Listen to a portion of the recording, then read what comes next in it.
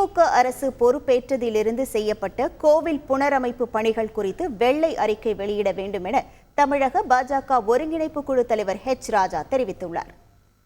பழனியில ராஜகோபுரத்துல சேதம் அடைந்து அதுல இருந்த ஒரு பகுதி உடைஞ்சு விழுந்திருக்கு.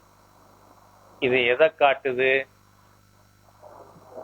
கோவில் புனர் நிர்மாணம் செய்வதில் கட்டுமானத்திலே தரம் இல்லாத கட்டுமானம். திராவிட முன்னேற்ற கழகம் ஆட்சிக்கு வந்த பிறகு நடத்தப்பட்ட அனைத்து கோவில் கும்பாபிஷேகங்கள் நடந்திருக்கிறதுல அத்தனையிலையும் கட்டுமானத்தினுடைய தரத்தை இன்வெஸ்டிகேட் பண்றதுக்கு அரசாங்கம் ஒரு பிளாங்கெட் ஆர்டர் இஷ்யூ பண்ணணும்.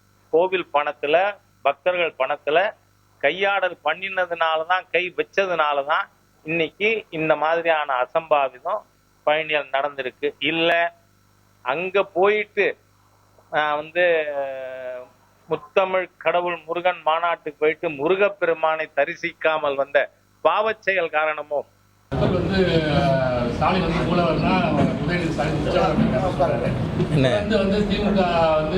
இனிமே ஸ்டாலின் எங்கேயும் டூர் பண்ண மாட்டார் அப்படின்னு திமுக முடிவு பண்ணியிருக்கோ என்னவோ, தட் ஐ டோன்ட் நோ. செய்திகளை உடனுக்குடன் தெரிந்து கொள்ள உடனே சப்ஸ்கிரைப் பண்ணுங்க.